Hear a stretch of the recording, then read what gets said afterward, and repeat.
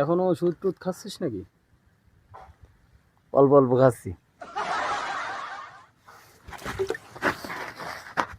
তোদের ওই দক্ষিণ পাড়ায় মফিজ যে পরিমাণে সুদ খায়, বাপরে বাপ, মনে হয় যেন মানুষের গলায় পাড়ায় ধরে টাকা নিয়ে নিচ্ছে।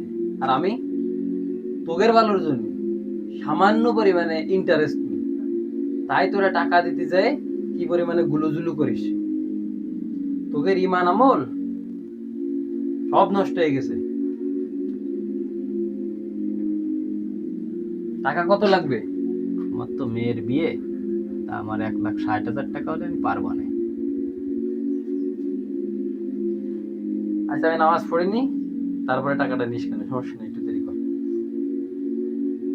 আরো শোন, শুধুমাত্র তুই বুঝলে তোর জন্যই 10% হাদিয়া নেব। না, আপনি 10% না, আপনি আমার জন্য আর একটু কম করবেন। না, এর থেকে আর কম সম্ভব না। দেখেন একটু শুধুমাত্র তোর জন্য আমি 10% নিয়েছি। 5%-এ কত টাকা আসে তুই জানিস? কোনো ধারণা নেই, হিসাব করে আমার জানাইস।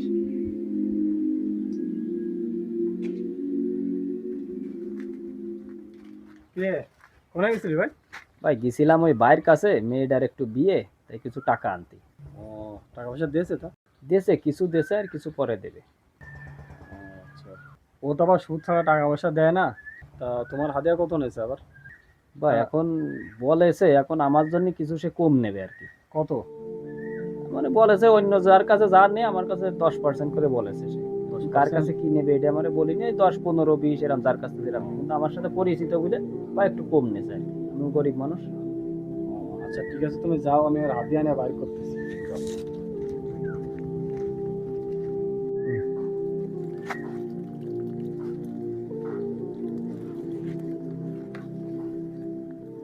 কে, নামাজ পড়েছিস? পড়েছি।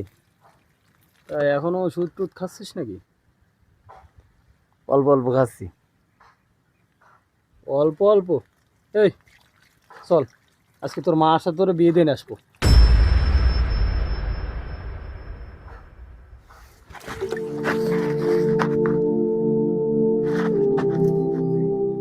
এই দাঁড়া দাঁড়া দাঁড়া দাঁড়া, তোকে আমি এমনি এমনি কথা বলতেছি নাকি?